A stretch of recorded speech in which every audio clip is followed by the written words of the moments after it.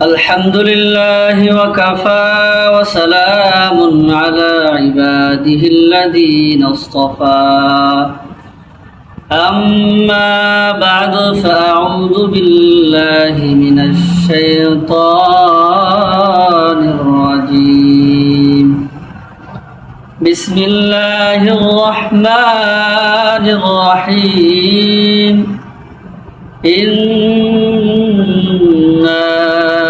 أنزلناه في ليلة القدر بارك الله لنا ولكم في القرآن العظيم ونفعنا وإياكم بالآيات والذكر الحكيم আলহামদুলিল্লাহ, আল্লাহ পাকের দরবারে লাখো কোটি শুকর ও সুজুদ, যিনি আমাদেরকে দুনিয়ার শ্রেষ্ঠ স্থান আল্লাহর ঘর মসজিদে আসার তৌফিক দান করেছেন। প্রিয় হাজিরিন, আজকে মাহে রমাদানের চতুর্থ জুমা, রহমতের 10 দিন, মাগফিরাতের 10 দিন অতিবাহিত হয়ে আমরা এখন জাহান্নাম থেকে মুক্তির শেষ দশক এবং মাহে রমাদানের বিদায় লগ্নে উপনীত হয়েছি। প্রিয় হাজিরিন, এই শেষ দশকে মাহে রমাদানের শেষ দশক অত্যন্ত ফজিলতপূর্ণ ও গুরুত্বপূর্ণ। মাহে রমাদানের শেষ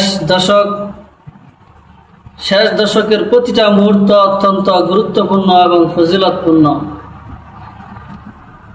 প্রতিটা মুহূর্ত যেন আমরা কাজে লাগিয়ে আখিরাতের বিরাট পথে অর্জন করতে পারি। আল্লাহ সুবহানাহু ওয়া তাআলা আমাদেরকে সেই তৌফিক দান করুক। প্রিয় হাজিরিন, হাদিস শরীফে এসেছে, বুখারী শরীফের 2024 নম্বর হাদিস, আম্মা জান আয়েশা সিদ্দিকা রাদিয়াল্লাহু তাআলা আনহা থেকে বর্ণিত। তিনি বলেন, কানা নবী সাল্লাল্লাহু আলাইহি ওয়াসাল্লাম ইযা দাখালাল আশরু শাদ্দা মিযরাহু ওয়া আহইয়া লাইলাহু ওয়া আইকাযা আহলাহু أو كما قال عليه الصلاة والسلام। আম্মা জান বলেন, যখন মাহে রমাদানের শেষ দশক আসত, আল্লাহর হাবিব সাল্লাল্লাহু আলাইহি ওয়াসাল্লাম তার লুঙ্গিকে শক্ত করে বেঁধে নিতেন, অর্থাৎ কোমর বেঁধে আল্লাহর হাবিব সাল্লাল্লাহু আলাইহি ওয়াসাল্লাম ইবাদতে লেগে যেতেন। ওয়াহিয়া লাইলাহু, আল্লাহর হাবিব সাল্লাল্লাহু আলাইহি ওয়াসাল্লাম নিজে রাত্র জেগে ইবাদত বندگی করতেন শেষ দশকে। ওয়াইকাযা আহলাহু, এবং তার পরিবার পরিজনকেও শেষ দশকে ইবাদত বندگির জন্য জাগিয়ে দিতেন। মোহতারাম হাজিরিন, অত্যন্ত আফসোস এবং পরিতাপের বিষয় যে শেষ দশকে আল্লাহর হাবিব সাল্লাল্লাহু আলাইহি ওয়াসাল্লাম ইবাদত বندگির জন্য কোমর বেঁধে ইবাদত বندگিতে লেগে যেতেন। সেই শেষ দশকে আমরা ইবাদত বندگির জন্য কোমর বাঁধি না, বরং ঈদের কেনাকাটা শপিংয়ের জন্য আমরা কোমর বেঁধে ফেলি, যার ফলশ্রুতিতে মাহে রমাদানের শেষ দশকের সবচেয়ে গুরুত্বপূর্ণ মুহূর্তগুলো অবহেলায় আমাদের থেকে হারিয়ে যায়। মাহে রমাদানের শেষ দশকের বিরাট গুরুত্বপূর্ণ ফজিলত অর্জন থেকে আমরা মাহরুম হয়ে যাই। এই জন্য মাহে রমাদানের শেষ দশক আগামী বছর মাহে রমাদান পাই কিনা এটা বলা যায় না, এই মাহে রমাদানের শেষ দশকের প্রতিটা মুহূর্ত যেন আমাদের ইবাদত বন্দেগীর মধ্যে কাটে। আল্লাহ সুবহানাহু ওয়া তাআলা আমাকে আপনাকে সেই তৌফিক দান করুক। সকলে বলেন আমিন। প্রিয় হাজিরিন, মাহে রমাদানের শেষ দশকের আরেকটি বিশেষ নিয়ামত হলো লাইলাতুল কদর। এই লাইলাতুল কদরের বৈশিষ্ট্যের কথা উল্লেখ করে আল্লাহ সুবহানাহু ওয়া তাআলা পবিত্র কোরআনে একটি সূরা নাজিল করে দিয়েছেন। বলেন সুবহানাল্লাহ।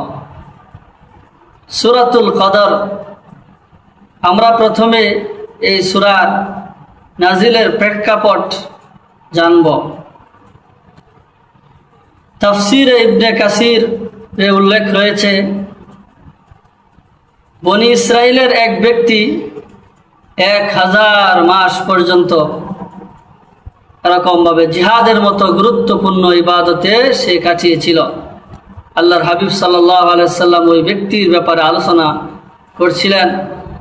সাহাবায়ে কেরাম এটা শুনে আশ্চর্যান্বিত হয়ে গেলেন এবং সাহাবায়ে কেরামের মনে এরকমভাবে আফসোস আসলো, হায়, আমরা তো উম্মতে মুহাম্মাদি, স্বল্প হায়াত নিয়ে আমরা দুনিয়াতে এসেছি। আমরাও যদি আগের যুগের উম্মতদের মতো এরকমভাবে দীর্ঘ হায়াত লাভ করতে পারতাম, তাহলে আমরাও এরকমভাবে দীর্ঘ সময় এরকমভাবে 1000 মাস 83 বছর 4 মাস এরকমভাবে আল্লাহর ইবাদত বন্দেগীতে কাটাতে পারতাম। দেখুন উম্মতে মুহাম্মাদের প্রতি আল্লাহ সুবহানাহু ওয়া তাআলা কতটা দয়াবান। সাথে সাথেই জিবরাইল আমিনকে দিয়ে আল্লাহ সুবহানাহু ওয়া তাআলা সূরাতুল কদর পাঠিয়ে দিলেন আর ঘোষণা দিয়ে দিলেন, হাবিব, আপনার উম্মত এক রাত্র ইবাদত করবে 1000 মাসের চেয়ে বেশি সওয়াব আপনার উম্মতকে দান করা হবে। বলেন সুবহানাল্লাহ। আমরা উম্মতে মুহাম্মাদি, আমরা আমাদের কপাল খুব ভালো, আমরা খুশনসিব, আমরা নিজেদের কদর করতে পারি না। আমাদের নবীর উম্মত হওয়ার জন্য পূর্বেকার নবী রাসূলগণ পর্যন্ত দোয়া করেছে। আমরা সেই নবীর উম্মত, যে নবীকে লাইলাতুল কদরের মতো গুরুত্বপূর্ণ ফজিলতপূর্ণ রাত্র আমাদেরকে দান করা হয়েছে, যে এক রাত্র ইবাদতে 1000 মাসের ইবাদতের চেয়ে বেশি সওয়াব আল্লাহ সুবহানাহু ওয়া তাআলা আমাদেরকে দান করেন। লাইলাতুল কদরের ফজিলত অনুধাবন করার জন্য সূরা কদরের একটি আয়াতই যথেষ্ট। আল্লাহ তাআলা বলেন, ইন্না আনজালনাহু ফি লাইলাতিল কদর, নিশ্চয় আমি কুরআন নাজিল করেছি কদরের রাতে। কদরের রাতে কুরআন নাজিল করেছেন, এই একটি আয়াতেই এই কদরের রাতের ফজিলত বোঝার জন্য যথেষ্ট। কারণ এই রাতে মহাগ্রন্থ আল কুরআন, সর্বশ্রেষ্ঠ আসমানি কিতাব আল্লাহ সুবহানাহু ওয়া তাআলা নাজিল করেছেন। যেই কিতাবের ব্যাপারে হাদিস শরীফ এসেছে, আল্লাহর হাবিব সাল্লাল্লাহু আলাইহি সাল্লাম বলেন, আল কুরআন আহাব্বু ইলাল্লাহি মিনাস সামাওয়াতি ওয়াল আরদি ওয়া মান ফিহিন্না, আসমান জমিন এত দুয়ের মাঝে যা কিছু রয়েছে সব কিছুর চেয়ে আল্লাহর কাছে অধিক প্রিয় হলো আল কুরআন। সেই কুরআন এই রাতে নাজিল হয়েছে। এবার চিন্তার বিষয়, এই রাতটা কত ফজিলতপূর্ণ হতে পারে। নুজুলে কুরআনের সাথে সম্পর্ক থাকার কারণে, কুরআন নাজিল হওয়ার সাথে সম্পর্ক থাকার কারণে বছরের সমস্ত রাতের উপর এই রাত্র শ্রেষ্ঠত্ব অর্জন করেছে। এর দ্বারা বোঝা যায় কুরআনের সাথে যার যত বেশি সম্পর্ক থাকবে তার তত বেশি ফজিলত হবে, তার তত বেশি মর্যাদা। এই জন্যই তো কোরআনের সাথে সম্পর্ক আমাদেরকে জোড়ানো উচিত। কোরআনওয়ালাকে এরকমভাবে, কোরআনের হাফেজকে কাল কিয়ামতের ময়দানে এরকমভাবে বলা হবে যে ইকরা ওয়ারতাকি ওয়ারাত্তিল কামা কুনতা তুরাত্তিল ফিদ দুনিয়া, পড়ো আর তুমি সফলতার এরকম ভাবে সুফনে চড়ো, তোমার তেলাওয়াত যেখানে শেষ তোমার মঞ্জিল সেখানেই হবে। তো প্রিয় হাজিরিন, কোরআনের সাথে আমাদের সম্পর্ক থাকা অত্যাবশ্যকীয়।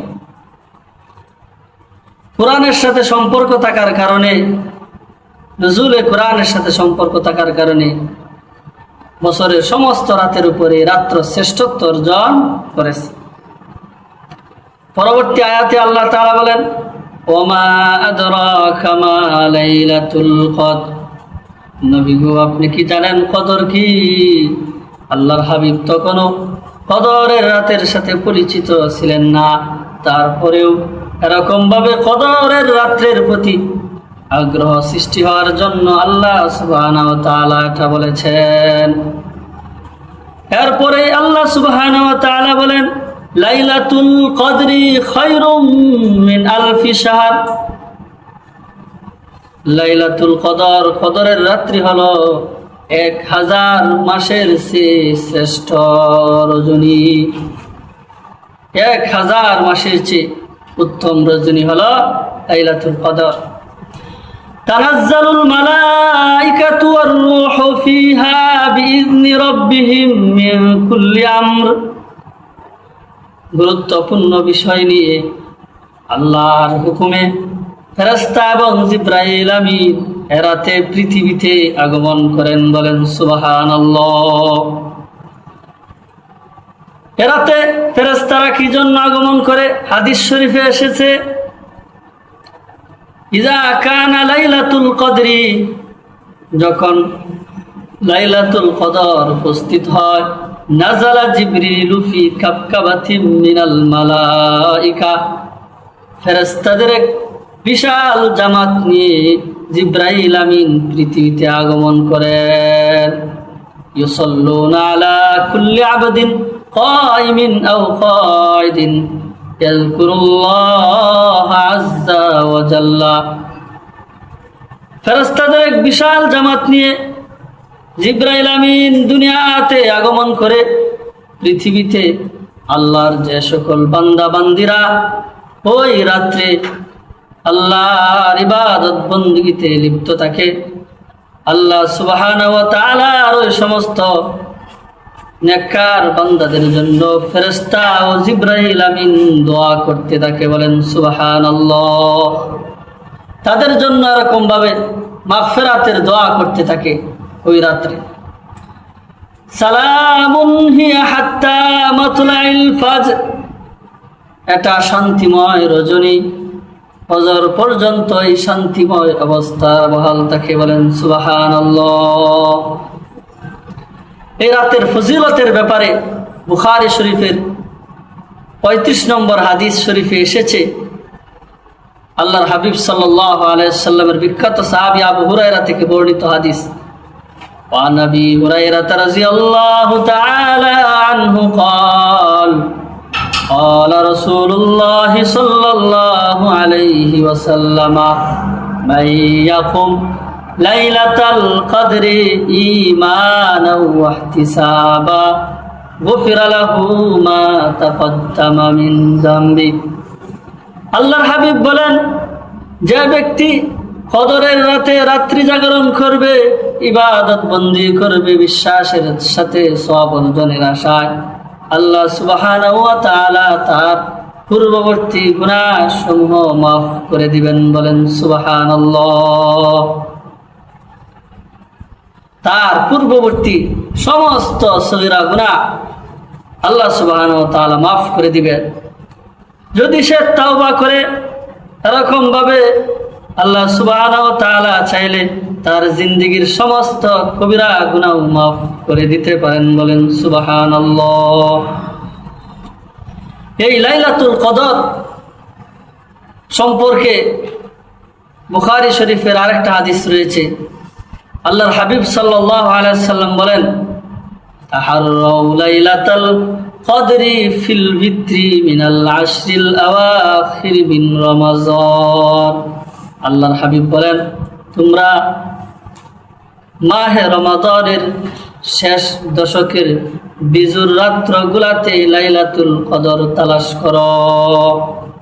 প্রিয় হাজিরিন, তাহলে লাইলাতুল কদর যেহেতু অনিশ্চিত, নির্ধারিত নয়, এই জন্য আল্লাহর হাবিব সাল্লাল্লাহু আলাইহি সাল্লাম বেজুর রাত্রগুলাতে লাইলাতুল কদর তালাশ করার কথা হাদিস শরীফে ইরশাদ করেছেন। এই জন্য বেজুর রাত্রগুলাকে আমরা কদর করা, বেজুর রাত্রগুলাতে এরকমভাবে বেশি বেশি রাত্র জাগরণ করা, নফল ইবাদত বন্দেগী তাসবিহ তাহলিল কোরআন তেলাওয়াতের মাধ্যমে বেজুর রাত্রগুলাকে কাটানো। অন্য এক হাদিসে ইরশাদ হয়েছে, আম্মা জান বলেন, আমি যদি লাইলাতুল কদর পেয়ে যাই ইয়া রাসূলুল্লাহ, তাহলে আমি কি দোয়া করব? আল্লাহর হাবিব সাল্লাল্লাহু আলাইহি ওয়াসাল্লাম বলেন, কুলি আল্লাহুম্মা ইন্নাকা আফুউন কারীম তুহিব্বুল আফওয়া ফাফু আন্নী। আল্লাহর হাবিব বলে যে তুমি আল্লাহুম্মা ইন্নাকা আফুউন কারীম তুহিব্বুল আফওয়া ফাফু আন্নী এই দোয়াটি পাঠ করবে। আল্লাহুম্মা, হে আল্লাহ, ইন্নাকা আফুন, নিশ্চয় আপনি ক্ষমাশীল, আফুন কারীম, নিশ্চয় আপনি সম্মানিত ক্ষমাশীল, তুহিব্বুল আফওয়া, আপনি ক্ষমাকে পছন্দ করেন, ফাফু আন্নী, অতএব আপনি আমাকে ক্ষমা করে দিন।